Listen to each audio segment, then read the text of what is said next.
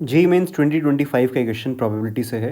इस क्वेश्चन को सॉल्व करेंगे और इस क्वेश्चन में लैंग्वेज में अगर थोड़ा सा चेंज कर दें हम तो किस तरह से क्वेश्चन थोड़ा बदल जाएगा वो भी हम देखने वाले हैं। तो क्वेश्चन हमसे कह रहा है कि A and B alternately throw a pair of dice. A wins if he throws a sum of 5 before B throws a sum of 8।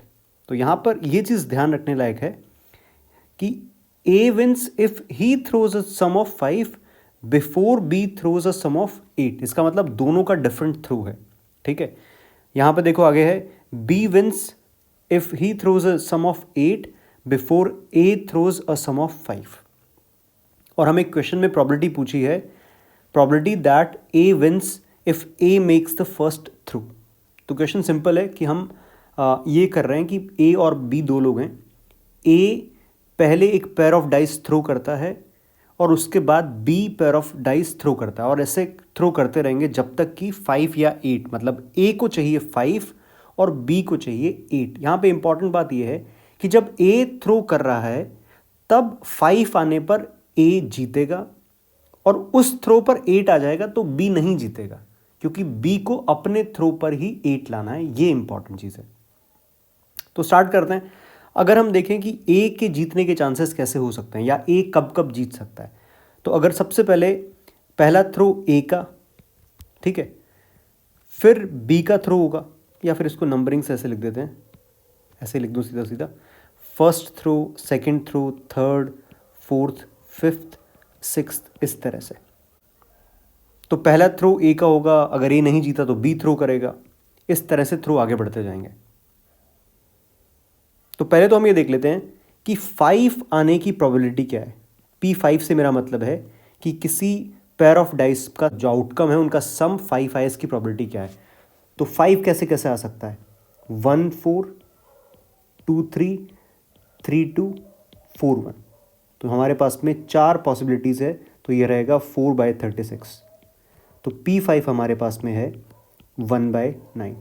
इसी तरह से पेयर ऑफ डाइस पर 8 आने की प्रोबेबिलिटी क्या है, तो 8 के लिए पॉसिबिलिटीज़ क्या क्या है हमारे पास में, 2 6, 3 5, 4 4, 5 3, 6 2। तो ये हमारे पास में 5 पॉसिबिलिटीज़ है। तो P8 रहेगा 5/36। तो हम चाहते हैं कि ए जीतने की प्रोबेबिलिटी हम निकालना चाहते हैं, तो फर्स्ट थ्रो पर ही ए जीत जाए। इसका मतलब ए ने थ्रो किया और 5 आ जाए, तो इसकी पॉसिबिलिटी 4/36 प्लस फर्स्ट थ्रो पर नहीं, सेकंड थ्रो पर जीते। एक बात बताओ, पहला थ्रो ए का अगर ए नहीं जीता तो सेकंड थ्रो तो बी का है, तो या तो बी जीतेगा या फिर बी नहीं जीतेगा, तो अगला थ्रो किसको करना पड़ेगा, ए को। तो इसका मतलब सेकंड थ्रो पर ए नहीं जीत सकता, थर्ड थ्रो पर जीत सकता है। तो थर्ड थ्रो पर जीतने के लिए सबसे पहले फर्स्ट थ्रो पर 5 नहीं आना चाहिए, क्योंकि अगर फर्स्ट पर ही आ गया वो तो हमने यहां पर काउंट कर ही लिया है। तो फर्स्ट थ्रो पर 5 ना आए, मतलब सम ऑफ जो पेयर ऑफ डाइस थ्रो करी हमने उसका सम 5 नहीं है, इसकी प्रोबेबिलिटी क्या हो जाएगी, 32/36 इनटू सेकंड थ्रो बी का है। अगर बी जीत गया तो गेम वहीं खत्म हो जाएगा ना, तो बी नहीं जीते इसकी प्रोबेबिलिटी क्या है, यहां से देखो 31/36।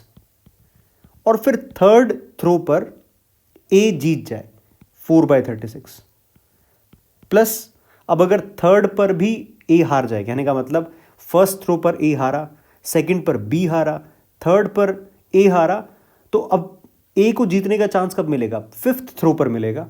तो ये रहेगा 4/36, नहीं 4/36 नहीं, पहले पर हारे, यहां पे देखो पहले पर हारे 32/36, दूसरे पर बी हारे 31/36, फिर से ए हारे 32/36 और फिर बी हारे 31/36 और फिफ्थ नंबर वाले थ्रो पर ए जीत जाए 4/36। तो इसका मतलब ये एक सीरीज हमें बनती हुई दिख रही है इन्फिनिट जीपी की।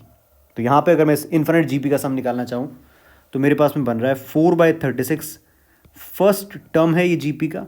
कॉमन रेशो बहुत आराम से तुम्हें दिख रहा होगा, 32/36 इंटू 31/36, और यही चीज़ बार बार मल्टीप्लाई होती जा रही है। तो कॉमन रेशो हमें दिख रहा है, तो ये आ जाएगा 1 माइनस कॉमन रेशो 32/36, 31/36।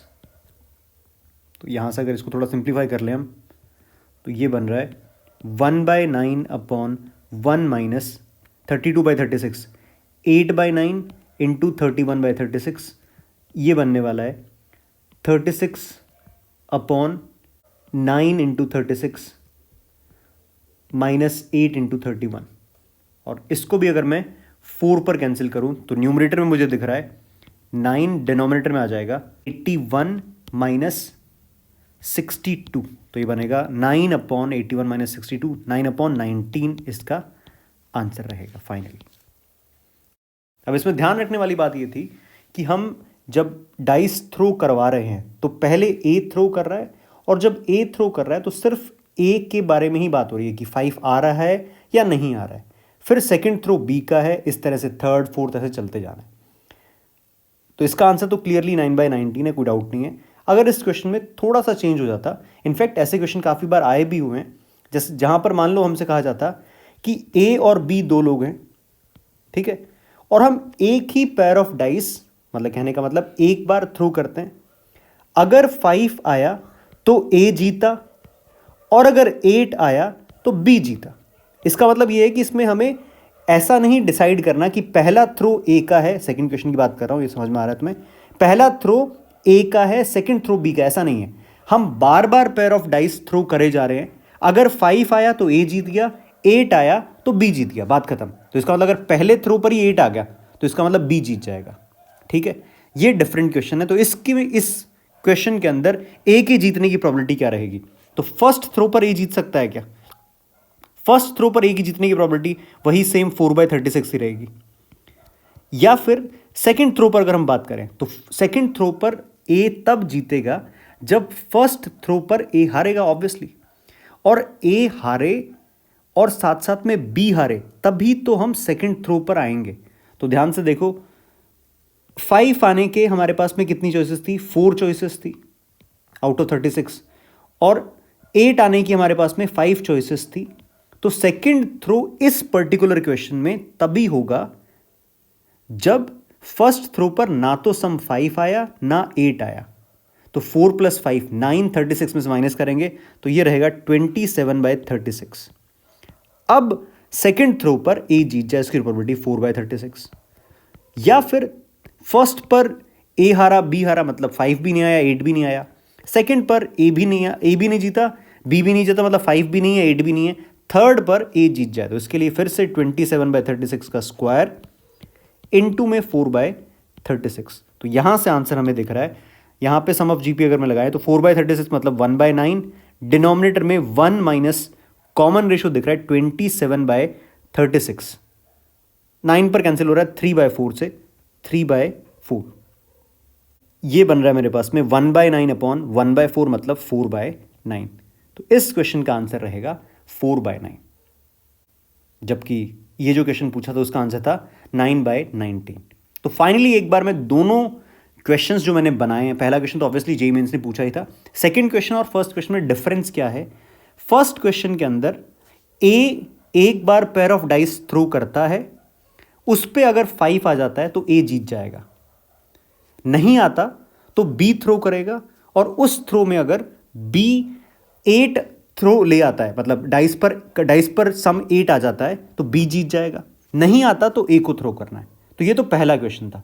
सेकंड में हम पेयर ऑफ डाइस थ्रो कर रहे हैं, 5 आया तो उस पर ए जीत गया, उसी पर अगर 8 आ गया तो कौन जीत जाएगा? बी जीत जाएगा। तो ये क्वेश्चन में लैंग्वेज का थोड़ा सा डिफरेंस है और क्वेश्चन बिल्कुल डिफरेंट हो जाएगा।